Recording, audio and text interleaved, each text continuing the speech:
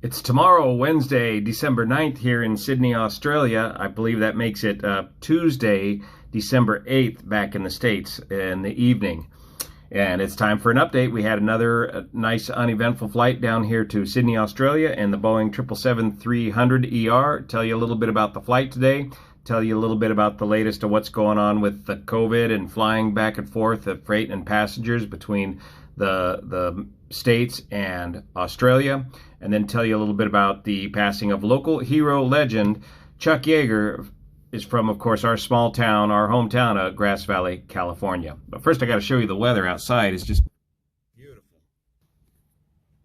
There it is. Look at that. I can't even get out there and enjoy it. It's funny seeing all the Christmas decorations up in such warm, summery weather down here in Sydney, Australia. And we're quarantined again here on the 28th floor of the Marriott Harbor, and the rooms are just getting smaller. The rooms are just getting smaller and smaller. So we're still quarantined. You come in here and you stay in your room for 24 hours and then head back out the next day. Passengers, let me reset up here, stand by one. Still, the current policy is any passengers coming into Australia from overseas, even if this is your home country, is a mandatory 14-day quarantine in hotels like this. You cannot leave your room for 14 days, and that's at a cost of about $3,000 to do that. The latest news and scuttle we were hearing on the radio today coming down here is that they were going to consider offering COVID testing to air crew upon arrival here in Australia, but you can refuse the test if you wish. But the catch is, if one person on the crew tests positive for COVID, then the entire crew is quarantined here in the hotel for 14 days. So far that test is not mandatory. There is some rumor that some carriers may make that test mandatory. Now let's take a look at the route down here. It was about 14.5-hour flight, and again there were a crew of 4 of us working this flight for 4 separate crew breaks. Look at the map here. Departed Los Angeles about 11 o'clock or so, 11:30 at night, and this time, instead of taking the direct line straight down to Sydney, because of some weather and turbulence, we flew basically the Foxtrot route all the way out to Hawaii, just near Hilo, Hawaii, right here. Then we bent on around and headed down towards New Caledonia, right down here, and then on into Australia. So for our 3-hour ETOPS limits, we used Los Angeles, Hawaii, Pongo Pongo, Fiji, New Caledonia, Brisbane, and then Sydney, Australia. So that's how you can do the long twin-engine operations over this particular route. This time we did have a little more traffic coming in here, so they cleared us direct to Marlin and then descend via the Marlin, Marlin 5 RNAV SID, which sets you up for a downwind for the 3-5 for the north runway here. Coming into Australia, note max speed 250 knots below 10,000 feet. Transition level down here is 11,000, or flight level 110. Transition altitude is 10,000 feet. So a little different than the 180 that you're used to in the States. So our route brought us in this way to Marlin, hang a right turn, and then a left turn, set you up for the downwind, and then vectors over here to the approach. The ILS for 34 left on into Sydney. And then again, landing at Sydney 34 left. This runway is under construction at night. Many of these taxiways are closed, including this high-speed turnoff. So you land and cross all the way across 2507, hang a left on taxiway Gulf, and proceed on into your gate. Some of the numbers for today's flight. Again, this was a cargo-only flight, so just 4 of us pilots on board, and we're going to, it looks like on the way back home, we will be carrying some passengers back home. They will start bringing in some passengers into Australia, or they have been, but they have to limit those number of passengers to the capacity of these hotel rooms that can accommodate the 14-day quarantine. Because again, regardless of whether this is your home country or not, you have to do that quarantine in one of these approved hotels. You can't go home and do the 14-day quarantine.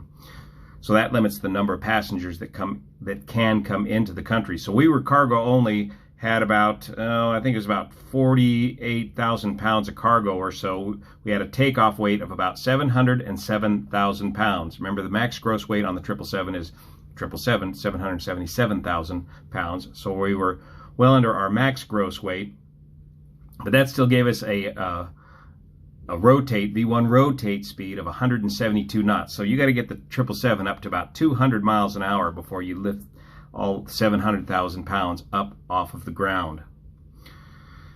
The fuel burn for this whole thing, see, we had 283,000 pounds of fuel. We landed with about 35,000 pounds of fuel, so we burned just under 250,000 pounds of fuel. That works out at 6.5 pounds per gallon, close to about 38,000 gallons of fuel for the 14.5-hour flight down to here. Now, if you filled up the 777-300 full of passengers and divided that by the number of passengers, that's a very reasonable. In fact, there's no more efficient way of traveling, of moving a human from point A to point B. But without any passengers, the losses on this have to be tremendous, though the cargo does make up a substantial portion of that loss. Our initial cruise altitude was 32,000 feet, and then we would step climb every time we would burn off enough fuel, and it would allow us to, and we ended up at about 38,000 feet as the final altitude as we closed in here in Australia. And that gave us a single engine capability of somewhere around the low to mid 20,000 feet range. Here, I can show you some, I'm just doing this on the cell phone today. I don't have all my editing software, so I can show you some pictures here of the way on down.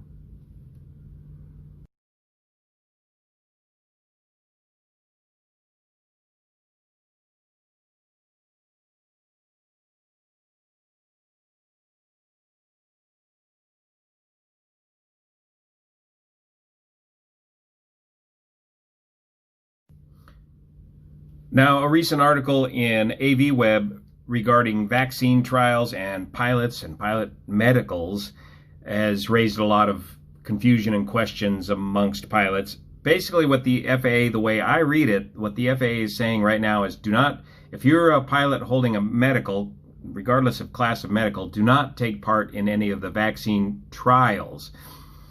The FAA is going to wait until the vaccines are approved first by the FDA, the Food and Drug Administration, and then I suspect they'll be very quick to approve it by the FAA, and then I suspect you can go ahead and get a vaccine just the same as you get a flu vaccine.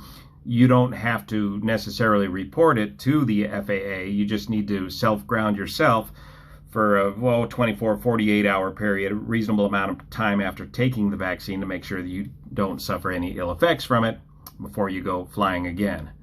So don't take any trial vaccines, but as soon as the FDA-approved vaccines come out, I'm sure the FAA, the Federal Aviation Administration, will quickly approve them.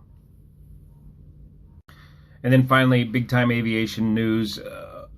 General Chuck Yeager passed away, 97 years old.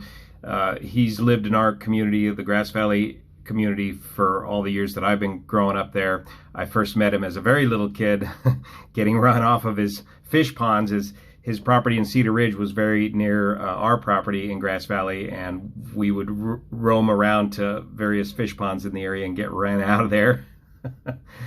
And then later at the airport, one of my first jobs, pumping gas, parking airplanes, he scolded me one day for parking his airplane way out in the boondocks. We were so crowded back when aviation was really popular back in the 70s. Cessna 180 came in, and I tried to park him way down the line somewhere. He just turned around and found his own parking spot and parked it, and he said, "I ain't gonna follow you, kid, on your skateboard to go park this airplane way out in the boonies." And then after scolding me, he offered me some free fruit. So that was the first time I personally met him, and then seen him over the years. Of course, he flew quite a bit out of our airport. He flew a couple of Aviation Husky type aircraft out of our airport quite a bit, and one of my fondest last memories of him was he was operating out of the hangar right next door to us, and getting in and out of a Aviation Husky is a bit of a gymnastics exercise. The front cockpit is a tight fit getting in. It's very comfortable once you're in the cockpit, and probably, I don't know, 5 or 6 years ago, or maybe even less, he was still flying that Husky with somebody else, and he would take his time and he would work his way into that cockpit. It'd take him about 20 minutes and then he'd finally breathe a sigh of relief and said, "Okay, I'm ready." And he'd fire that thing up and off he'd go flying. So Godspeed, Chuck Yeager. He's a real hero to a lot of us in the aviation community. So thanks so much for your support of this channel, and thanks so much for your support over on Patreon that makes this content possible. As we found out in the Blue Bonnet Bell video, you can never tell when these videos are potentially demonetized by the children who run YouTube, and Patreon makes all the difference for putting in the effort for getting this content out there. Thanks so much for your support. We'll see you here.